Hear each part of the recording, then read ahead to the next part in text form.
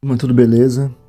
Então, turma, estamos na nossa aula, nossa primeira aula do livro 2, onde nós iremos hoje estudar sobre a arte relacional. Na página 4 e 5 que abrem este capítulo, nós temos lá algumas perguntas. A turma precisará clicar no QR Code e assistir, apontar a câmera do seu celular para assistir um vídeo e então responder os questionamentos que estão sendo feitos ali. Bom, mas turma, a gente vai se concentrar aqui agora na página 6, primeiramente. Então nós temos como título a arte relacional. Então, olhando para a imagem que nós temos aqui, parece apenas um monte de balas coloridas no chão. Mas a obra Untitled, Estados Unidos Today, de Félix González Torres, vai muito além disso. Aqui estão alguns pontos para a gente debater, tá? Vamos nos atentar aqui para a imagem, enquanto entendemos um pouco sobre o sentido objetivo e qual a leitura que nós podemos fazer dessa obra. Então, o que nós temos aqui é uma quebra da regra, aliás. Diferente de um museu comum, onde não podemos tocar, aqui o público é convidado a pegar e comer os doces. Então, é uma arte viva. A obra não é estática. À medida que as pessoas interagem, levam as balas, o monte diminui e muda de forma. Ela só existe plenamente através da nossa ação, tá? Também tem o papel do público. O artista inicia o trabalho, mas é o público quem finaliza a arte. Então ela deixa de ser apenas um objeto bonito para se tornar uma experiência de troca, relação entre as pessoas. Então podemos resumir, meus amores, que na arte relacional o mais importante não é a moldura ou a técnica da pintura, mas sim o vínculo que se cria entre a obra e quem participa dela. O significado nasce da interação, tá bom? Existe até um pensamento do Nicolas Bourrier, ele fala que a arte cria relações entre as pessoas e o mundo ao seu redor. Então, trabalhando aí a arte contemporânea com as relações, mais a interação social, certo?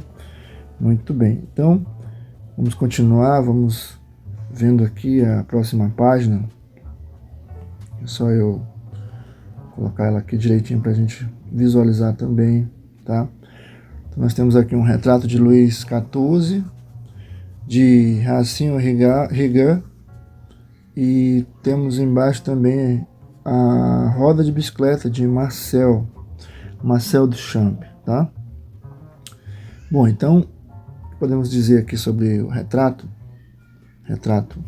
de Luís XIV. Então, nessa época o foco estava na técnica, na fidelidade à realidade. O artista Hyacinthe Rigaud controlava todo o processo para que o observador apenas contemplasse a obra através da visão. Havia um significado implícito, poder, status, da representação da obra, mas a obra era um objeto pronto e intocável, certo?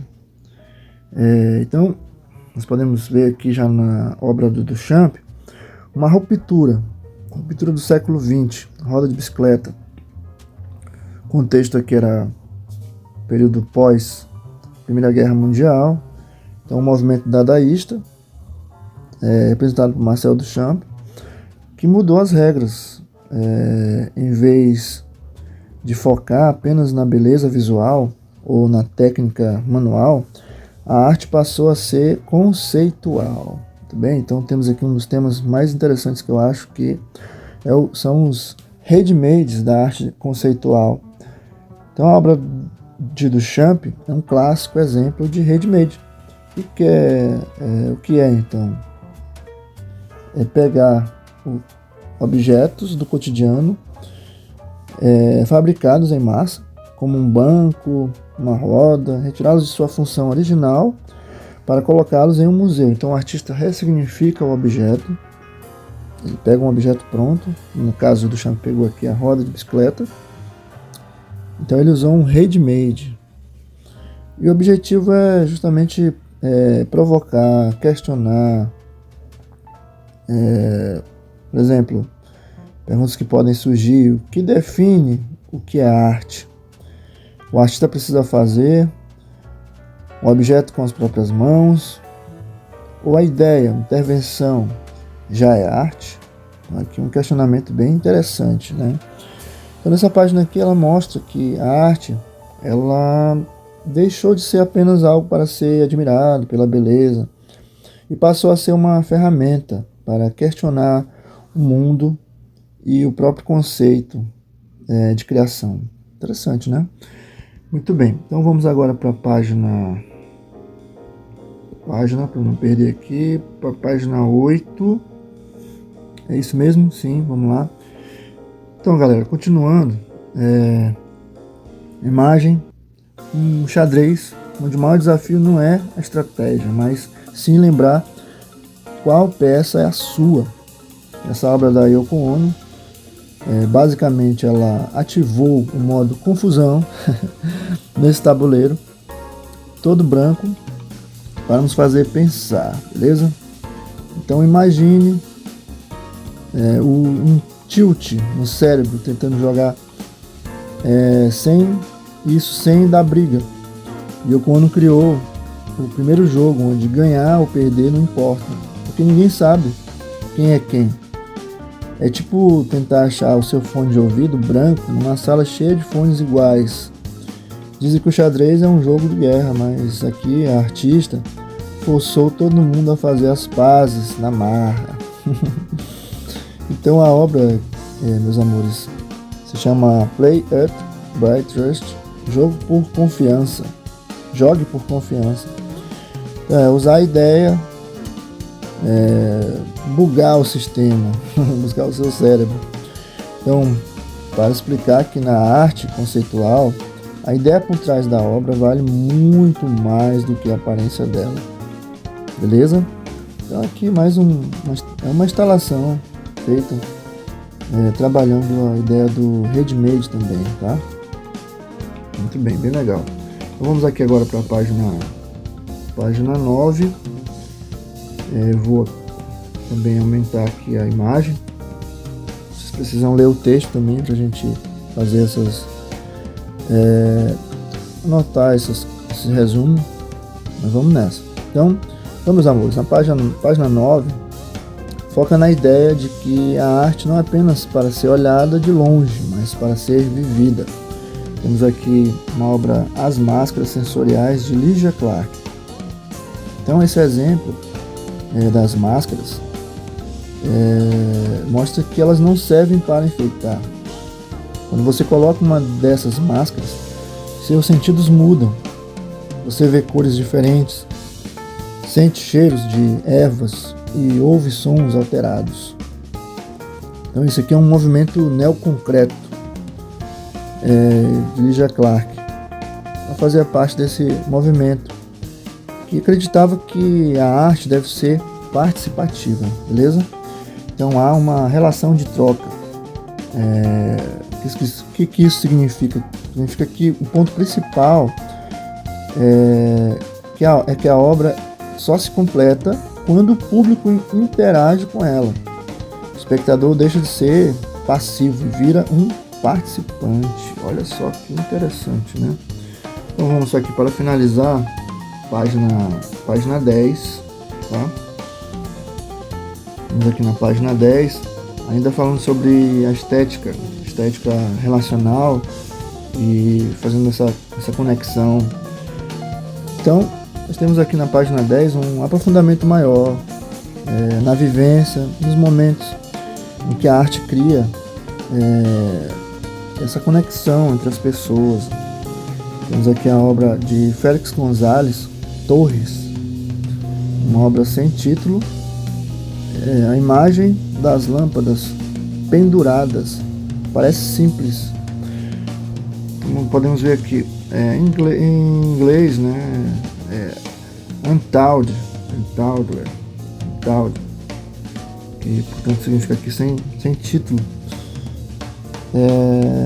Então essa imagem com lâmpadas penduradas, simples, né? Mas ela cria um ambiente, um ambiente. Então o artista, ele queria que esse espaço vazio ganhasse vida, os visitantes entrassem.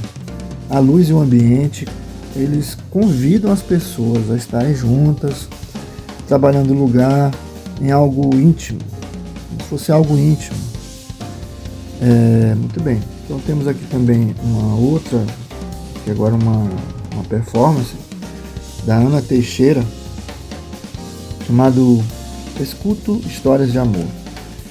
Então é um exemplo de performance. A artista se senta em um local público, nós podemos ver aqui. Opa, deixa eu só. Então, beleza. Então ela se senta e ali ela vai ouvir as pessoas. Então é um convite, uma proposta. A pessoa se sentar e conversar com ela. Então há uma troca.